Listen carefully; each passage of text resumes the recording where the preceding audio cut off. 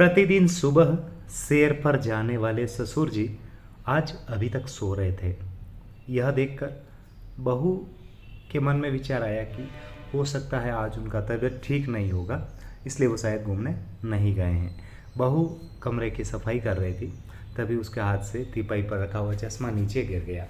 उस चश्मा को वापस ऊपर रखते समय बहू ने देखा कि चश्मा में कोई कांच नहीं है, फ्रेम है। फिर नए खर्चे की आगत समझकर बहू मन ही मन गुस्सा तो हुई, लेकिन चश्मा रखकर वहाँ से चली गई। 75 वर्ष के ससुर जी का बेटा हृदयाघात की वजह से कम उम्र में ही चल बसा। उसके ठीक 1 वर्ष बाद उनकी पत्नी की भी कैंसर से मृत्यु हो गई। कैंसर से ग्रसित पत्नी का इलाज करवाते करवाते उनकी जमा पूंजी सारी खर्च हो गई और वो गरीब परिवार की श्रेणी में आ गए। अब घर में बचे थे एक ससुर जी जो एकदम वृद्ध थे और एक बहू, केवल 2 सदस्य। उनकी पेंशन आती थी 300 रुपया, उससे वो उनकी दवाइयाँ आ जाती थी और बहू सिलाई करके घर की गाड़ी जैसे तैसे खींच रही थी। उन्होंने कल अगले दिन सैर के लिए निकले थे और सैर के लिए आते टाइम पत्थर से ठोकर लगी और नीचे चश्मा गिर गया उनका और चश्मा के कांच चकनाचूर हो गए। लेकिन उनको ये पता था कि बहू को बताऊंगा तो डांट पड़ेगी, क्योंकि 2 दिन पहले ही कांच का गिलास भी टूटा था, तो उसके लिए भी बहू से डांट पड़ी थी। इसलिए उन्होंने बताया नहीं और झूठ मूठ का चश्मा पहन के वो घूमते रहे। उन्होंने सोचा कि 2 दिन की बात है, जैसे तैसे निकाल देता हूँ, फिर पेंशन आ जाएगी तो कांच लगवा दूंगा और आधे पैसों की ही दवाई खरीदूंगा, पूरी दवाई नहीं खरीदूंगा। नित्य कर्म से निवृत्त होकर ससुर जी आकर बैठ गए और देख रहे हैं बहू नाश्ता ला रही है। तो बहू ने नाश्ता लाते समय देखा कि उन्होंने झूठ मूठ का चश्मा लगा रखा और बैठे हुए हैं। तो बहू ने पूछ लिया कि बाबूजी, आपका चश्मा कहाँ गया, कैसे टूट गया? बाबूजी बहू के इस प्रश्न से घबरा गए और हकलाते हुए उन्होंने बहू के प्रश्न का उत्तर दिया। तो बहू बाबूजी की घबराहट देखकर उसका दिल पसीज गया और उसने बड़े प्यार से बोला कि बाबूजी, आप मेरे से इतना क्यों डरते हैं? आखिर मैं भी तो आपकी बेटी हूँ। मुझे बताओ आपका चश्मा कब और कैसे टूटा? उन्होंने कहा, बेटा मैं आपके डर से घबरा कर नहीं बता पाया और बिना कांच के ही फ्रेम लगा करके घूमता रहा।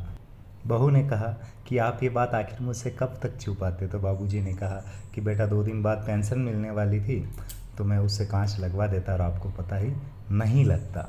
इससे बहू और भावुक हो गई और बाबूजी से लिपट गई और आंसू बहाने लगी।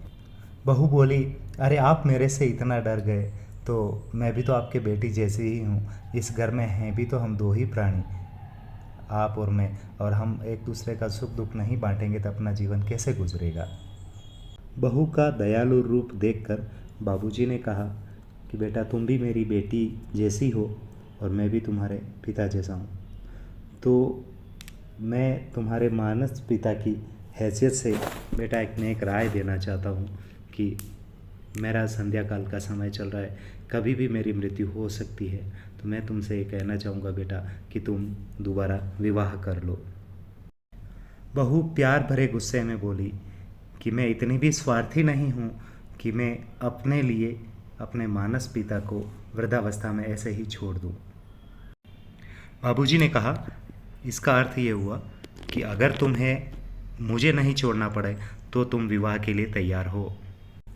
बेचारा विवेक मुझे कई दिनों से तुमसे विवाह करने की बात चलाने को कह रहा था, लेकिन बेटा तेरी डांट के आगे और तेरे क्रोध के आगे मेरी हिम्मत नहीं हो रही थी कि मैं तुमको कुछ कहूँ, लेकिन आज ऐसा मौका मिला है तो बेटा मैं चाहता हूँ कि तुम विवेक से विवाह कर लो।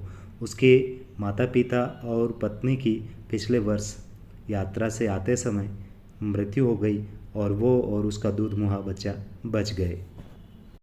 बेटा अगर तुम विवेक से विवाह कर लोगी तो उस दूध मासूम बच्चे को माँ मिल जाएगी और तुम्हें और विवेक को भी नया जीवन साथी। विवेक मुझे भी साथ रखने को तैयार है।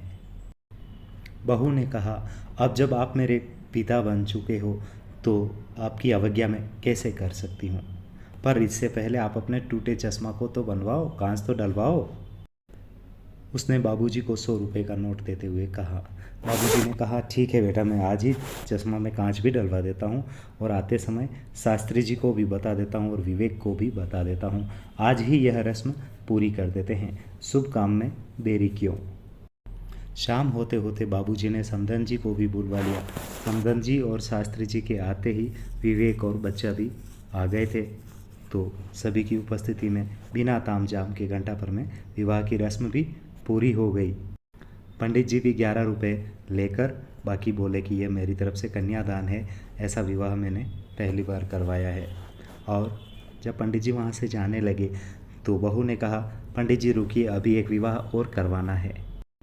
बहू बोली, मेरी विधवा माँ और मेरे विदुर मानस पिता का।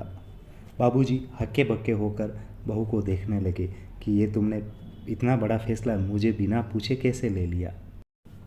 बहू बोली, जब मैंने आपकी बात मानकर दूसरा विवाह कर लिया तो आप मेरी बात कैसे टाल सकते हैं, और आप जब मेरे मानस पिता बन ही चुके हैं तो फिर मैं मेरी माँ के साथ में आपका विवाह करवा कर पक्का रिश्ता क्यों नहीं बना लूँ, ताकि हम बाप बेटी बन जाएंगे। बाबूजी ने कहा, वो तो ठीक है, पर तुम अपनी माँ से तो पूछ लेती कि क्या उन्हें यह विवाह मंजूर है या नहीं। तो बहू ने कहा कि आपके सामने अभी पूछ लेती हूँ मेरी माँ से भी। उसने कहा, माँ, मुझे मेरे सगे पिता तो अब मिल नहीं सकते, लेकिन क्या तुम ये विवाह करके मुझे मेरे पिता से के प्यार से वंचित रखना चाहोगी। माँ ने कहा, बेटी, खुशी तेरी खुशी में ही मेरी खुशी है। मुझे पता था कि तुम्हें मेरा अकेलापन खटकता है, लेकिन तुम मजबूरीवश ऐसा कुछ कर नहीं पाती थी। आज तुम्हें मेरा अकेलापन दूर करने का मौका मिल गया है। बेटा, तुम दुनिया की पहली बेटी हो जो अपनी माँ का विवाह करवा रही हो। तेरा नाम ही खुशी है और तुम सबको खुशी बांटते हुए जी रही हो। माँ के इतना कहते ही खुशी खुशी के मारे उछल पड़ी और अपनी माँ का हाथ पिता के हाथ में देकर दोनों को विवाह के लिए बिठा दिया और घंटे भर में दूसरे विवाह की रस्म भी पूरी हो गई। शास्त्री जी जाने लगे तो खुशी ने शास्त्री जी को कहा, पंडित जी दक्षिणा तो लेते जाओ। तो उन्होंने कहा कि एक शादी पर दूसरी शादी मुफ्त, और सभी हंस पड़े, दोनों दंपति भी हंस पड़े। इतने दिनों के बाद में हंसी जो देखने को मिल रही थी। अब उस घर में खुशी खुशी 5 सदस्य रह रहे थे। बाबूजी, माँ, विवेक, खुशी और उनके साथ उनका नन्हा प्यारा सा बच्चा वैभव भी था। सभी अब उस घर में खुशी खुशी रहने लगे थे और अब उस घर में हंसी की किलकारियाँ भी गूंजने लगी थी। मित्रों, यह कहानी आपको अगर अच्छी लगी हो तो लाइक करें, शेयर करें, कमेंट करें और हो सके तो इस चैनल को सब्सक्राइब अवश्य करें। जय हिंद, वंदे मातरम।